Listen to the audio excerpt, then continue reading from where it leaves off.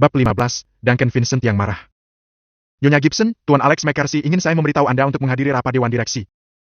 Kata Jane Garcia. Sekretaris itu berbicara dengan sangat sopan. Aku? Kata Kelly. Dia mengerutkan kening tanpa sadar. Dia hanyalah seorang manajer proyek dari anak cabang perusahaan grup McCarthy. Kakeknya tidak banyak berharap padanya.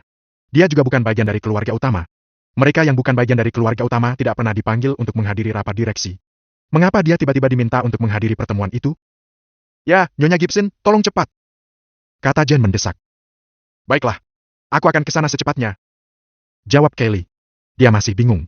Regan melihat ekspresi bingung di wajah istrinya dan bertanya. Ada apa? Dia pura-pura tidak tahu apa-apa. Oh, asisten dari departemen penjualan meneleponku. Dia menyuruhku menghadiri rapat Dewan Direksi. Jawab Kelly. Kemudian dia berkata dengan cemas. Apakah menurutmu sesuatu yang buruk telah terjadi? Melalui cara kakeknya mengambil proyeknya darinya, Kelly telah melihat sendiri dengan sangat jelas bagaimana kakeknya bertekad untuk menekan keluarganya. Meskipun keluarganya tidak memiliki banyak kedudukan di grup, Fowler dan Kelly masih memiliki sejumlah saham. Tapi jika kakeknya mengambil kembali saham itu, maka Kelly dan ayahnya benar-benar tidak punya tempat lagi di grup McCarthy. Aku yakin semua akan baik-baik saja. Kata Regan. Dia melingkarkan tangannya di bahu istrinya. Pergi saja dan hadiri rapat itu. Grup McCarthy hampir runtuh dalam sehari. Aku yakin kakekmu memanggilmu untuk menghadiri rapat demi kebaikan perusahaan. Katanya tenang untuk menghiburnya. Apakah kamu bermaksud mengatakan? Kelly tampaknya telah menangkap apa yang Regan coba katakan, tetapi dia tidak berpikir itu mungkin. Tapi hatinya sedikit tergerak oleh kata-katanya. Regan kemudian duduk dan memegang tangan Kelly. Dia berkata kepadanya karena kekaguman dan dorongan. Kelly sayang, kamu adalah siswa terbaik dari departemen administrasi kita. Kakekmu sendiri pasti tahu betul bahwa kamu adalah orang yang benar-benar berbakat dan berpengetahuan. Yang kurang darimu adalah kesempatan.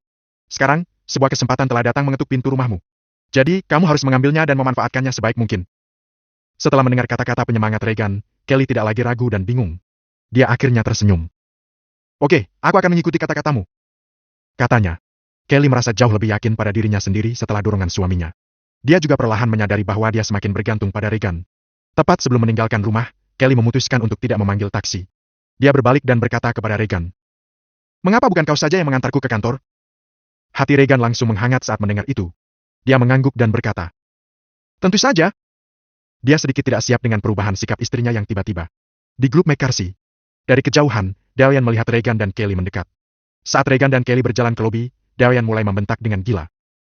Kelly Gibson! Kamu benar-benar tidak tahu malu. Beraninya kamu membiarkan suamimu yang pecundang itu mengantarmu ke sini dengan sepeda listrik. Kamu benar-benar mempermalukan seluruh grup McCarthy. Regan mendengar ejekan Darian yang sangat menyakitkan dan matanya langsung menjadi tajam. Tapi Regan tahu bahwa hari ini adalah hari yang sangat penting bagi Kelly. Dia tidak akan membiarkan apapun menghalangi istrinya. Jadi Regan memutuskan untuk menelan harga dirinya. Regan, kamu bisa pulang dulu. Kata Kelly sambil menyerahkan helmnya padanya. Darian terkejut melihat bagaimana pasangan itu bisa menerima penghinaannya. Tetapi apakah mereka berpikir bahwa dengan menanggungnya mereka akan baik-baik saja? Bahkan jika itu adalah perintah kakek mereka, Darian akan mencoba segala cara dan cara untuk menghalangi Kelly menghadiri rapat Dewan Direksi. Regan! Panggil Darian lagi. Dia meraih bahu Regan saat dia berbalik. Darian melanjutkan. Aku selalu mengira kamu pecundang. Tapi aku tidak tahu kamu pecundang di antara para pecundang. Kamu bahkan tidak tahu bahwa istrimu tidak setia padamu. Oh sayang, lihat dirimu. Kamu tampak hebat sebagai pria dengan istri yang tidur di mana-mana. Kelly segera menjadi marah. Dia memelototi Darian. Omong kosong apa yang kamu bicarakan? Dia bertanya. Apakah aku berbicara omong kosong? Darian mencoba memprovokasi dia lebih jauh. Dia berkata.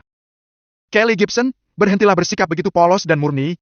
Bagaimana kamu menutup kesepakatan dengan Nim Foods? Juga, jika kamu tidak tidur dengan bos Nim Foods, Duncan Vincent, mengapa dia menolak untuk bertemu denganku? Darian McCarthy, kamu bajingan! Seru Kelly. Air matanya hampir jatuh setelah mendengar fitnah tersebut. Darian lalu mendorong Kelly. Itu membuat Regan marah. Dia bergegas untuk melindungi istrinya. Aduh! Darian menabrak sofa di lobi. Regan, beraninya kau memukulku? Darian tiba-tiba berteriak keras. Regan merasakan kemarahan memuncak di hatinya.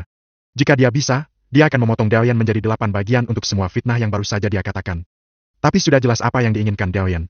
Dia ingin mencegah Kelly menghadiri rapat Dewan Direksi. Demi Kelly, Regan memutuskan untuk menanggung hinaan itu. Aku tidak memukulmu. Jawab Regan jujur. Beraninya kau menyangkalnya? Darian bangkit dari lantai dan menunjuk ke penjaga keamanan di belakangnya. Dia berkata. Kemarilah.